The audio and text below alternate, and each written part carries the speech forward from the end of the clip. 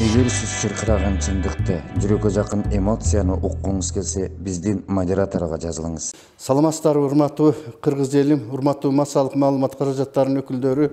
Мына сиздердин суроо боюнча мен кыргыз мамлекетинде болуп жаткан саясий кырдаалга, тарыхыбызда болуп өткөн окуяларга бир аз болсо дагы маалымат берип коеюн деп туура көрдүм.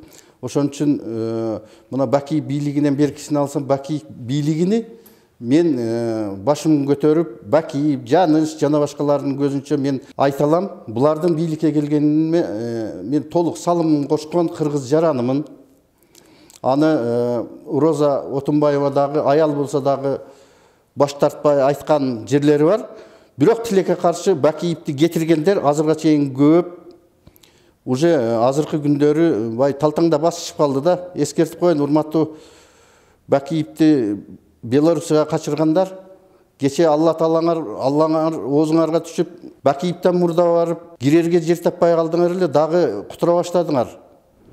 Силердин кутурганыңар дагы кыргыз тарыхын кан менен жазып коюу мүмкүн. Кыргыз элин көтөргөнгө мына силер ушуга уюштургандардын бири болуп калышыңар мүмкүн. Андан сырткары Бакиев бийлигинде мен мына Бакиевдердин айланасында жүргөндөр Доромбек Садырбаев агабыздын сөзү менен айтканда, бир эле Бакиев күнөөлүү эмес.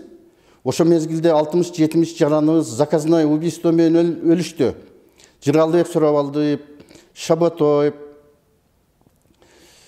Баяман Эркинбаев, Рысбек Акматбаев, Тынычбек Акматбаев жана башка көп биздин саясатчылар, балдарыбыз кыргыз элине душман келсе коргой турган, кыргыз эли ач калса бага турган балдарыбызды кырдыңар. Дагы уялбай жүрөсүңөр. Бийликке аттанып, депутаттык аттанып. Бакиевдин убагында мен эң кордукту көргөн жарамын. Бакиевдин бийлиги убагында толук бир сот киргизип, бир сот чыгарып, менин өмүрүм автозектерде, убактылуу кармоочу жайларда, СИЗО-1де, Баткендеги убактылуу кармоочу жайларда өттү, урматтуу туугандар. Ошо мезгилде, ошо түрмөдө жаткан биздин жарандарыбыздын запкы көргөндөрү катары эле, мен ошо мезгилде менин дагы келинчегим каза болду, атам каза болду.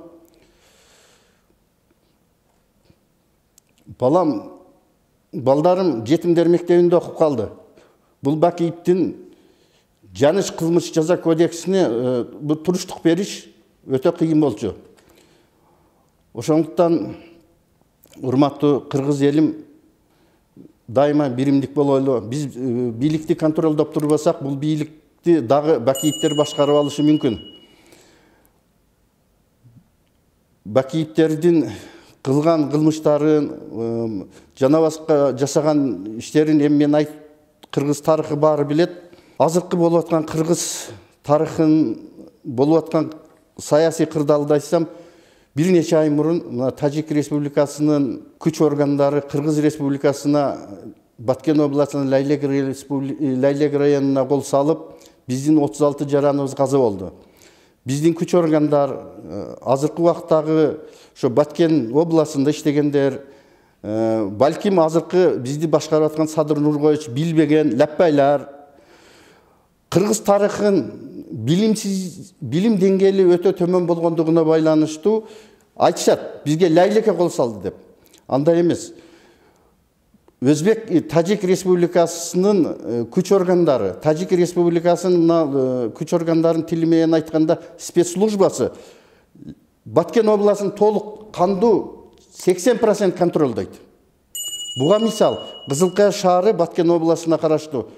Баткен областы Кызылкая шаарындагы 70-80% кыймылсыз мүлктөр, завод, фабрикалар, ишканалар, тоо-кен байлыктары бүтүн тажик жарандары аркылуу менчиктештирилген. 80%. Мисалы, Кызылкая шаары шахтерлор шаары деп атам заманынан бери айтылып келген. Белгилүү биздин атабыз Төрөбай Кулатов эмгек жолун ошол жерден башталган. Бирок тилекке каршы азыркы Кызылкая шаарынын шахтасы тажик ишкерлеринин колунда. Машиностроительный завод Алай деген бар. Кызылкая шаарынын аймагы боюнча жарымын түзөт. Ал Жораев деген, Сайдалым деген ишкерлердин колунда. Андан тышкары нан заводу тажик жигиттеринин колунда, лимонадный завод тажик жигиттеринин колунда, Серем деген Фергана өрөөнүнө баратканда границада Гельте деген бир завод бар, ал дагы тажик жигиттеринин колунда. Андан тышкары мына касиеттүү биздин Апшык сайга бараткандагы биздин Ала Тооздун кучагында жаткан эсеби жок тоокен, гипс чыкчу тоокен байлыктарды тажик ишкерлери азыркы күнгө чейин контролдойт. Демек, бул Апшык сайдагы Кызылкыя шаарынын жашоочуларынын, шахтерлордун балдары дем ала турган пансионатты же болбосо пионер лагерь деп коебузбу, ошондо дагы бүтүн тажик жигиттери контролдойт. Андан тышкары Горный Бадахшан областына, Ош областындагы тажик ишкерлери тамак ашты, стройматериалдарды, кийим кечени, күйүүчү майларды жөнөтүп, кыргыз жарандарын жумуш менен камсыз кылып, биздин кыргыз жарандары, кыргыз балдарыбыз ошо тажик жарандарын шоферын, машиналарын жууп эмгектенет. Биз моюнга алышыбыз керек. Андан тышкары ошо тажик жарандарын, ишкерлердин мына Ош шаарында алган экинчи үй бүлөсүнүн ташып, биздин балдарыбыз эмгектенет, машиналарын жууп, ошолордун кайненелерин ташып, үй бүлөлөрүн ташып, биздин кыздар ошолордун үй бүлөлөрүн тазалап окат кылат. Ошолор эмгек менен камсыз кылат. Андан тышкары Баткен областы боюнча мен сиздерге маалымдап коеюн, Сайдалым Жораев деген жана Кызылкыя шаарынын Баткен областынын бир 40%-ин ээлеп алган тажик жигити Баткен областында атынан депутат жогорку кеңеште.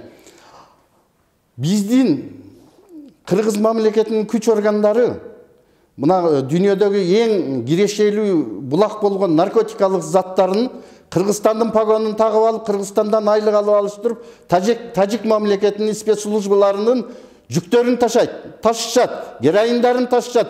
Буга мисал 2010 жылы Кыргыз Республикасынын күч органдарынын кызматкерлерин, Ош областтык ички иштер башкармаларынын кызматкерлери алайрынан кармаганбыз.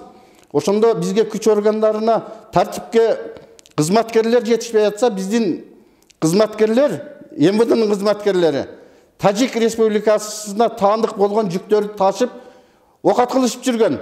Биз ал кылмыштарды ачып, Бакыт Алымбеков деген министрге өз кезегинде бергенбиз. Алар кайсы кимди жазалаганын дагы биз жакшы билебиз. Күнөөсү жок адамдарды жазалап, алардын товарын жеткизип, окат кылышып жүрөт азыркы күнгө чейин.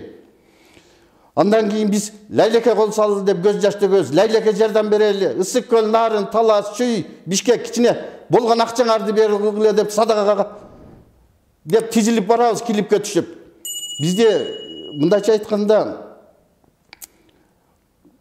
бизди башкарган, буга чейинки башкаргандардын курсагы уурлук менен алек болуп, биздин Ош, Жалал Абад, Баткен аймактары азыркы күндө бир башка мамлекеттердин автономиясында эле болуп калды. Мисалы, таш көмүрдөн өткөндөн кийин радиону тартпайт, Кыргызстандын радиосу тартпайт, телевидениелери көрсөтпөйт, 1-2 канал көрсөтөт, болду. Ошол жакта жашаган биздин жарандарыбыз толук кандуу кошуна мамлекеттердин массалык маалымат каражаттарын окуйт, көрөт, акчаларын да пайдаланат. Ошондуктан бизде мына Россия мамлекетиндеги Госдумада жана башка саясатчылар айтып аткандай, Кыргыз Республикасы азыркы күндө Орто Азиядагы жоголуп кетип аткан мамлекеттердин катарын түзөт. Мен өкүнүчтүү. Мына биздин туубузду желбиретип, дүйнөнү багындырган балдарыбыз, кыздарыбыз бир күн желекти көтөрүп, мамлекетибиз жок кылабызбы деп. Андан тышкары билесиңер, 2020 жылы биздин балдарыбыз, кыздарыбыз, жарандарыбыз 5 октябрда көтөрүлүп, үй бүлөлүк башкаруу болгон Жээнбековдардын бийлигин кулатып, канча балдарыбыз көздөрүнөн ажырады, колдорунан ажырады, өмүрлөрүнөн ажырады. Эми биз бул балдарыбыздын эмгегин унутпашыбыз керек. Элге кызмат кылышты унутпашыбыз керек. Келгиле, урматтуу кыргыз элим, мамлекетибизди сактап калалы. Атамекен партиясынын МЧС министри Чотонуп, мен мына түрмөдөн чыккандан кийин кылмыш ишим менен таанышып, ичиндеги барактарды карасам, ичинде мен көзүм түшүп калды. МЧС министри мага туура эмес көрсөтмө берип, ошко жардамга акча барган эмес, капарып жалган сүйлөп атат деп, жашыруун кагаз берип, ошонун негизинде менин кыргыз мамлекетинин соттору мага чечим чыгарып 4 жыл өмүрүмү жатак абагында өткөздүм. Ушул убакыттан пайдаланып айтып коеюн, Өмүрбек Ширкешевич, мен Атамекендик партиясына талапкерлерге жана башка сизге аласа бересем да жок. Бирок айтып коеюн, мына айылыңыздагы оор кылмышкерлерди, Кадыржан Батыровго алып барган акчаларга салымын кошкон чотонуптарды дагы сүйрөп, кыргыз элине кызмат деп жогорку кеңешке депутат кылдырам деп аттанып атасыздар. Бул чотонуптун кыргыз мамлекетине жасаган кыянаттыгы, же болбосо оор кылмыштары, бул эгерде мыйзам иштесе, же болбосо бир мыйзамды түшүнгөн бир укук органдарына жетсе, өмүр бою эркинен ажыратып турган кылмыштарды жасаган. Ошо мезгилде тартипке муктаж болуп атсак, акчага муктаж болуп атсак, Кадыржан Батыровго Атамекен партиясынын МЧС министри чотонуп акчаны көтөрүп барып, Асылбек Жээнбеков Сооронбай менен бирдикте ошолор берген. Кадыржан Батыровго бизди колдоп коюң деп, кыргыз элинде коркунуч болуп атат деп. Мына силерди кырдыңар. Ушул убакка чейин арадан 11 жыл өттү. Канча киши өлгөнүн окуясында санаган киши жок. Жалал-Абадта канча киши өлгөнүн санаган киши жок. Бир Абдыганы Эркебаев 420 киши өлгөн деп мен санадым деп жүрөт. Башка азыркы күнгө чейин юридикалык баа берилип, ушу күнөөлүүлөр жазаланганына шарт түзүп берилекпиз, урматтуу туугандар. Эми бул бир эле Атамекендин анча-мынча оор кылмышкерлери кече Маевскийде миллион алып алып, мына биз акталып алдык деп жүргөн күнөөкөрлөр эмес.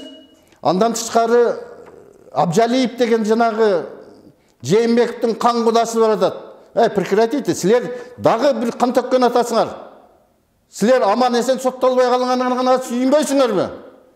Эбеге сиз асман тиреген зданияларды курупсуңар, Ошко, Бишкекке шүгүр кылбайсыңарбы? Качан тоесуңар силер? Силерди мен уксам, мына мен өзүм чыгам силерге каршы. Токтоткула. Кыргыз эле силерге окшогон ач көздөрдү, тойбошторду багып жүрө береби?